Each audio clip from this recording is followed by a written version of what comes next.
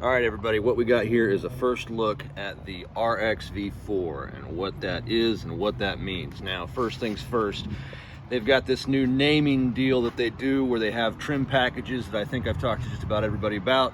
This is what we refer to as a Touring ST, okay? I guess don't really worry about what that means. Just know that this model is a Touring ST. What that means in terms of options, there's a whole lot of stuff that comes standard on here. For instance, it's going to have a 28-inch soundbar once it's fully done. It'll have a backup camera, again, standard, extended black top. It has a glove box and a turn signal package, amongst some other little cool things I'm about to go over here. So, first off out of the gate, and notice that our screen, by the way, I want to say, I was a little bit cynical about this whole RXV4 thing. Now that I've seen it and spent just a little bit of time with it, it's won me over. This thing is pretty cool. So the touchscreen, the 10-inch touchscreen that they added here, when we power up, it does this fancy little easy go thing here. I was worried that this was going to be just kind of a quick little throw-on add-on and might be sloppy, and it might have an interface that's kind of like some of the Chinese carts we've seen. Not the case. It's very automotive. It's very, it looks like they did it right. This entire piece here is all integrated, so it looks like they've replaced all of this to take on that screen. You probably noticed it on the screen at the top right. It said, oh, see, just as I was looking at it, it updated. That is GPS. It's tied to GPS when it does the date and time. So once the card is on for just, I don't know, maybe a minute, maybe 2 minutes, it automatically updates to it. They cleaned up the key area down here a little bit. No more IntelliGauge, doesn't need it because it's all going to be up on here. You'll also see all the new RXVs are going to have this steering wheel. The RXV4 in general, it's built to be a vehicle as opposed to being built to be a golf cart. I say that because you'll notice no more scorecard holder. That is an added attachment. We have to switch it out. Used to be places to put golf balls and tees. Not the case on this one. I'll be curious to see if they update any of that in the future. But as of now, it doesn't have any of that. By the way, I'm going to do a whole nother another video probably on this screen because there's a lot to go over there. We don't have any of the accessories attached yet, like the soundbar and all that. This is just straight out of the factory. I obviously haven't attached a phone yet to it either.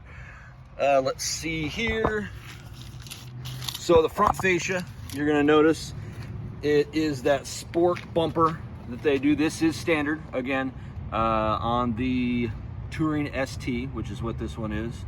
The steering column sleeve, this is something kind of cool. Our turn signals this is standard. It's going to be on every Touring ST. This little sleeve here, I just kind of dig this. It looks like it's designed for it. I know some of the Touring sleeves, or the sleeves that cover the wiring here, look oh, I don't know, sort of cheap, sort of like they don't belong.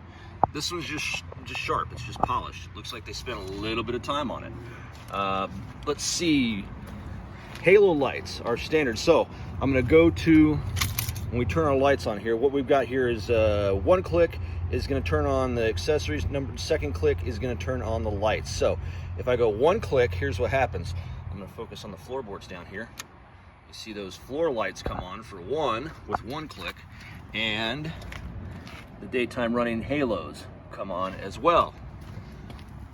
Also a small detail that's kind of cool. I'm going to turn that back off again. If you happen to be looking at the screen and you do the click, 3, 2, 1, it dims itself a little bit and it turns on these little side lights here. That is tied to it. Again, very automotive. We've got these blue-green floorboard lights down there at the bottom of that first click. Second click turns on the headlights, just as you might expect. I'm going to turn on a turn signal here. Again, integrated on this car. It's nothing that we have to install, nothing we have to add. It is a standard option on the Touring ST. Let me see here. I'm going to take a look under the seat. Mechanically, it appears as though not a whole heck of a lot has changed. What's up? Okay, I'm going to pause this. All right, we're back here. So mechanically, everything appears to be just the same as the old RXV. As far as stuff that gets my attention under the seat, there's this little auxiliary cable. It appears to have a quarter-inch jack on it for sound. I'm going to guess that this is tied to the sound bar, that it's pre-wired for that. but I don't know that yet for sure. Let me see here. We've got our upgraded charger, just as we always do. And if I go over to the other side and take a look under the cover, again, I don't notice any noteworthy differences. Very similar to the old RXV. Put this out of the way. This is what they call the Titan rear seat, I think. Just sort of a standard back seat. I always like to point out that when we add this seat on here, the front seat sits a little more upright than we're maybe used to seeing. If we convert this to a two-seater, if and when we convert this to a two-seater, we're gonna have those uprights change, so it will be a more of a standard angle. I will say, you know, whenever I sit in this, it looks uncomfortable, and I sit in it and it feels just fine. I don't know if anyone else has had that same experience. The seats, they're the premium gray seats. Again, standard option on that Touring ST. Let me see here, anything else? This is Inferno Red with gray premium seats. You know, this is gonna be the first look. I think once we get this together and once we get the options installed, may come back with a little more. Oh yeah, last thing, standard the 12-inch wheels. This is a 12-inch Rogue alloy with a Kenda hole-in-one. It's a lot like a standard, the tire, the quality of the tire is just like an 8-inch hole-in-one tire. Matter of fact, they call it a hole-in-one in their literature. I haven't seen anything on the actual tire itself that says hole-in-one, but the tread pattern is the same, and it appears to be just the same in that way.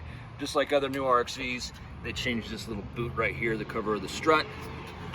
We have the new badging, and I'm running out of things to say, so stay tuned for more. Oh yeah, one last thing. The USB that they have now, we've got two types, and this connects to the screen, is my understanding. I have yet to do that myself, but word is that either of the, if you plug that in, it connects to your screen if you don't want to use Bluetooth when you connect to that. I believe that's it for now, so stay tuned for more, everybody.